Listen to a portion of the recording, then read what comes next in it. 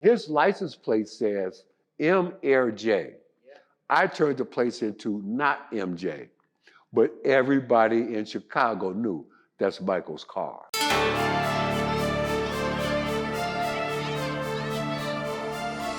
Well, it looks like we're not the only one. So I think this speaks to the star power behind the Jordan brand, where people are coming from all over just to get a picture in front of the famous 23 on the gates. The business of winning impacts everybody. At one point, the Be Like Mike ethos was so strong, he had every starting player on the Bulls in a Ferrari. Today's video, I don't think you guys even realize the journey you are about to go on. We are putting together the story and history of Michael Jordan and his 512 TR. And this story is, if you guys don't know already, is one of the greatest stories that we've had at Curated. When you think about this car that survived the Pacific Palisades fires, it was with an owner who survived terminal cancer 3 times, and then backwards, going further into its history, was part of the dream of Chris Gardner from Pursuit of Happyness. So this incredible story. He's agreed to also join us once the car is finished in Italy. As you guys know, we've shipped the car now to Italy. It will be restored in its birthplace. We are honoring this car. The guys have done an incredible job of just putting together the original dealer, Rick Mancuso of Lake Forest Sports Cars, who sold Jordan many of his cars, a lot of his cars. So much great content, and it's just an honor to be part of this project, this legacy. On behalf of your Miami-based cabin crew, we'd like to be the first to welcome you to Chicago, where the local time is approximately 8:16 a.m. We'll be arriving at the gate H12. Just landed in Chicago, on my way to meet up with Steven now. I'm gonna go check into our hotel, and this afternoon we have a major interview in the story of the Michael Jordan 512 TR, and really for Curated as a whole, you know, a person whose story is super inspirational and who owned the car after Michael Jordan. So we'll bring you guys along for the ride. Time in Chicago has definitely been eventful. Behind us was one of our very gracious loaners from Mr. Arnie of Cannonball Garage, where we have just left, as we are heading into the city to prepare for the interview with Christopher Gardner. Real quick while I have you, I have a question. I don't know if you might have saw, but we actually found Michael Jordan's 512 TR. There was a gentleman that was his detailer in the area at the time, and I was curious if that car ever crossed your path or anything like that, or had any kind of relationship with it, because I know you were a very famous guy in Chicago. Well, I don't know about that, but I knew Michael well. I haven't heard from him, since after, he's moved away. But no, we used to have 12 to 15 of his cars here all the time. About 8 or 9 years ago, they all went down to Florida. Yep. But I would assume that Ferrari was here on other cars for many years. Wow. Okay. We're here in downtown Chicago, gearing up for our first interview with the Jordan TR documentary. Definitely kind of making some on the fly adjustments here, which is kind of part of the fun. We're also working with another gentleman by the name of Tom from The Last Detail. He is a staple in the Chicago car community and managed a lot of Michael Jordan's cars and has some amazing insights. So can't wait to meet him in the upcoming day.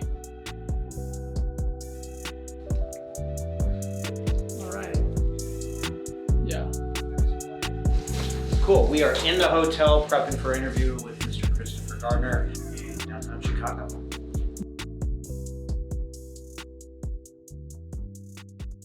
Lake Forest Sports Cars.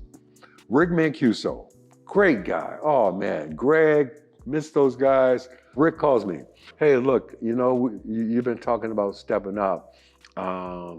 Michael is about to sell his TR. Done. That quick. Done.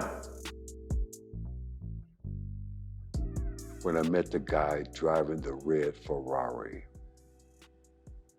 People have asked me many, many times all over the world, did that really happen just like that?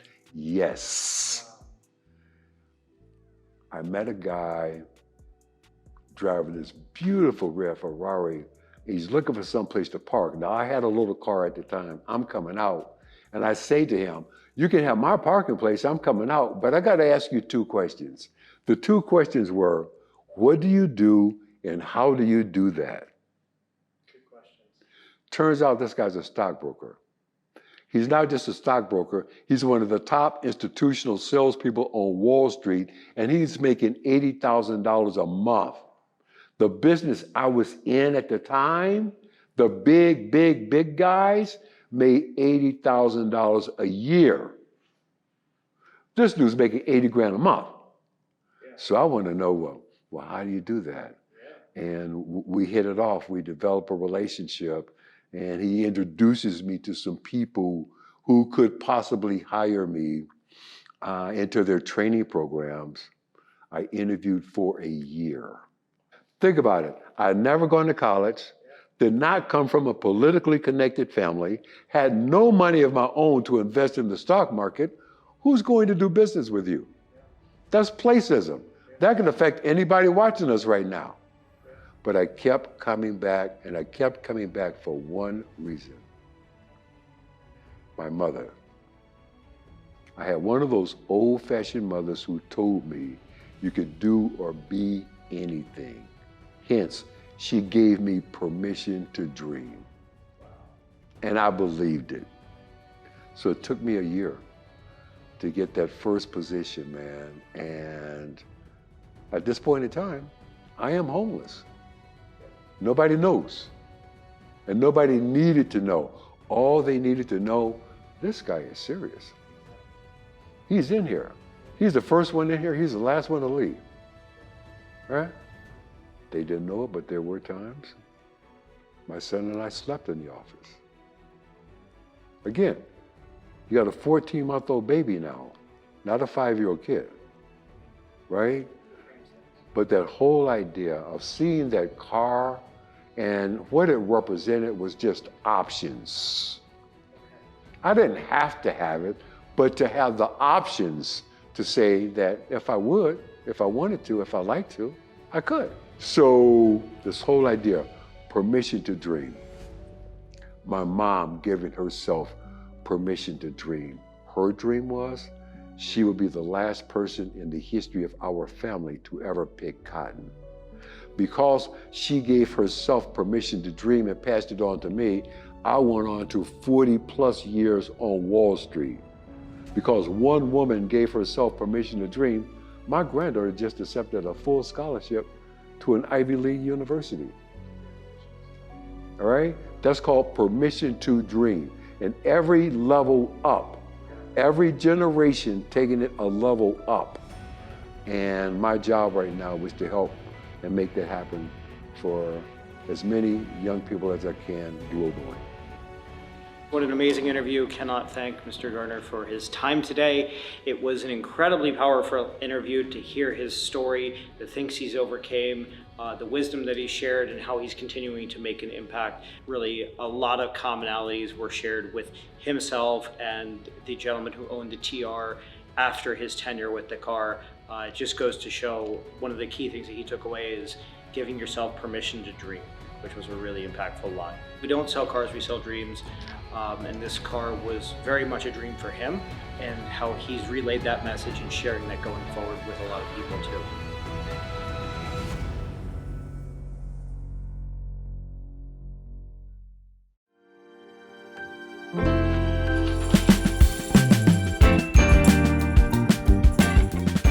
Good morning, everyone. We're here in Evanston, Illinois, just outside of Chicago. Today is a very busy day. We have so much going on. First up, Rick Mancuso, the interview at Lake Forest Sports Cars, the famous Ferrari dealer in Chicago in the area. That's happening. Then cars are starting to arrive at around 3-4 o'clock at the last detail in Chicago. We are also going to interview and talk about his experiences with the Michael Jordan TR and other cars of that year.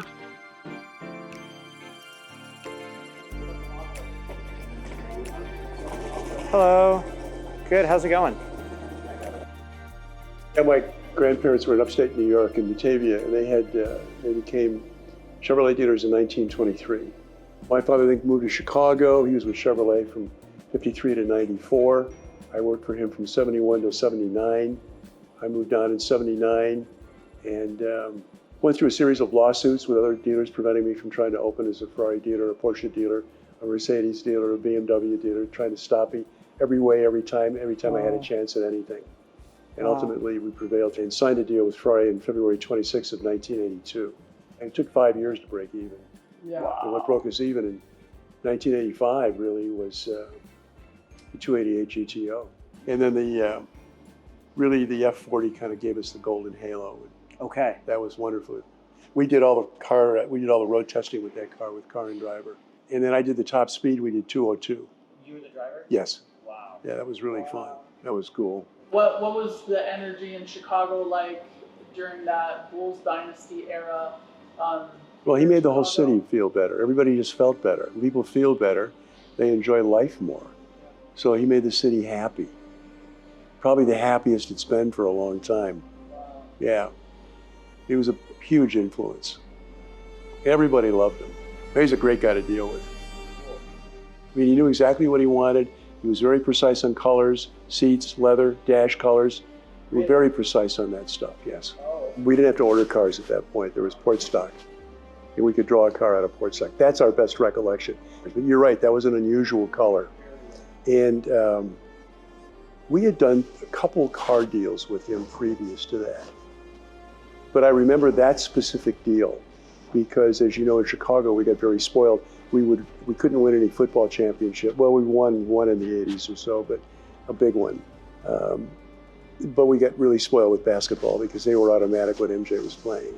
You know, at one point, the Be Like Mike ethos was so strong, he had every starting player on the Bulls in a Ferrari. Every single guy bought a Ferrari from us. But he was a great proponent for us and very helpful. But he would come in every year during the playoffs with Ahmad Rashad, because they were big buddies. And I think Ahmad would stay at his house. And he'd bring him by to show him the dealership. So the three of us are standing there, and they're putting the license plate frame on the back of the car. And they're screwing it on. It says, that's the one they show the picture in Sports Illustrated, which has got to be a pretty famous picture, as you guys well know. So I said, I'm talking to Michael, and I said, excuse me. So I walk over and took the way. I said to the guy, take it off. Why? I said, just take it off. Started screwing it. So I walked back and he goes, Michael goes, what are you doing? And I said, well, I'm taking the frame off the car. Why? I said, I'm sure there's somebody that would pay you $100,000 to put their plate frame on your car, okay? I'm not that guy, okay? I'm not doing that. And I can't afford to pay you anyway for it, okay? So he says, no, he says, that's not right. He goes, I'm here to help you sell cars. He turned to the guy, he goes, put it back on. Put it on the car. And that's how it happened. And then, you know, all of a sudden, the next thing we know is it's in Sports Illustrated. And he's stepping out of the car a week later. I've got that framed in my office. I'll show you at some point. We'll take a quick walk through.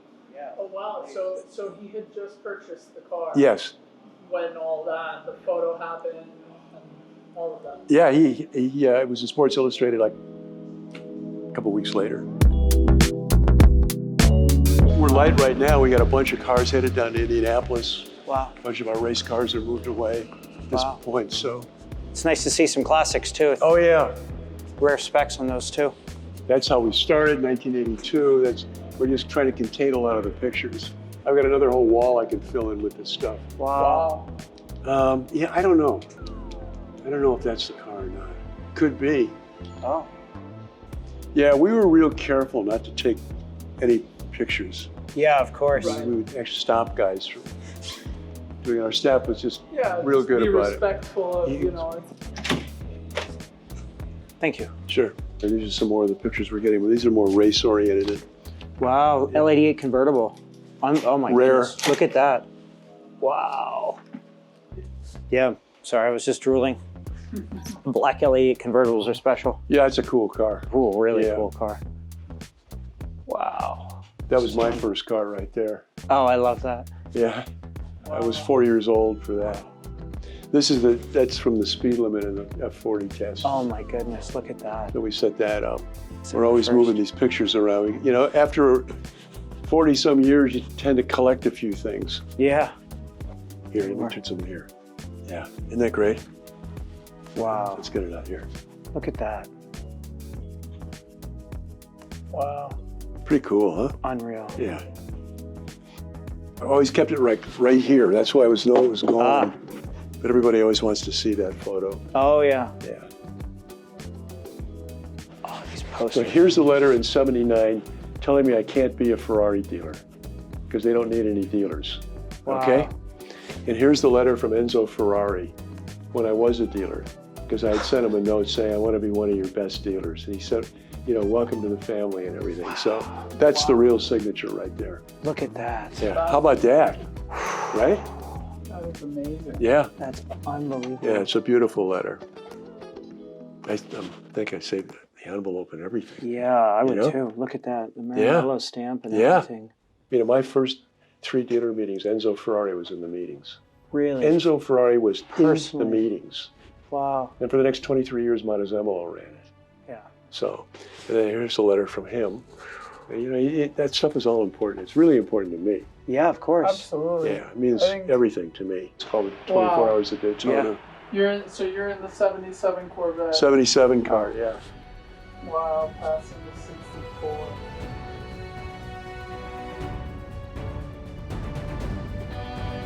Just wrapped up here at Lake Forest Sports Cars, and what an incredible interview.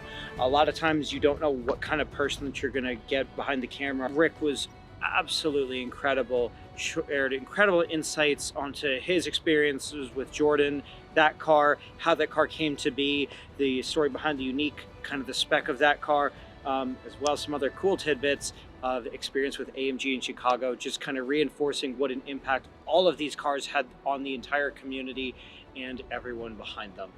And thank you again to Rick for showing us not only kind of the dealership and his time, but taking us behind not one, but 2 special private rooms and sharing these unique pictures, everything from his experience with Corvettes and success on the racetrack with Ferrari as well. All right, we are here at the last detail. The AMG event is just about to kick off. We have a couple of cars, and it is really cool to be here, as this is a bit of a famous shop in the Chicago area. You know, we have a storage, we have a second level for car storage. I put away about 150 cars up there. Wow. And back when Michael was here, Yeah. we kept anywhere from, I'd say, 10 to 15 of his cars here. Okay. And he had a house in Highland Park, which he also had a good amount of room there Yeah. as well. Oh, cool. His inventory always changed. Yeah, of course. So, and you know, this was probably a 10 to 15 year span where we kept his cars here. Wow. And, you know, Michael would call up, you know, a couple hours before the game and, you know, bring by the Mercedes, bring by this or whatever. And we'd run the cars over to him, you know, occasionally. Full service concierge. Yeah, kind of. Cool. That was pretty much it. Yeah. You know, fun experiences with Michael's cars. Oh, I bet. You know, there was always, the cars were, you know, were full of stuff. People would throw notes on anything. And, you know, that was always interesting to see the junk in the cars. But the joke was that when Michael Jordan got pulled over for speeding, he was the one giving the tickets. Oh, that's good. That's good. At least that was our spin on it. Which, I like you know, that. He loved coming here. All my guys just knew, you know, leave the guy alone. The poor guy, you know, the guy couldn't go out in the public and enjoy himself. Yeah, of course. So it was really important to me that he didn't have any of that here. Yeah. So I always made him feel comfortable. Wow. And he did come in quite a few times. He came in with his dad a couple times too. Wow, yeah. And, you know, I got to know Michael well. Cool. And a lot of the Bulls players back in those days.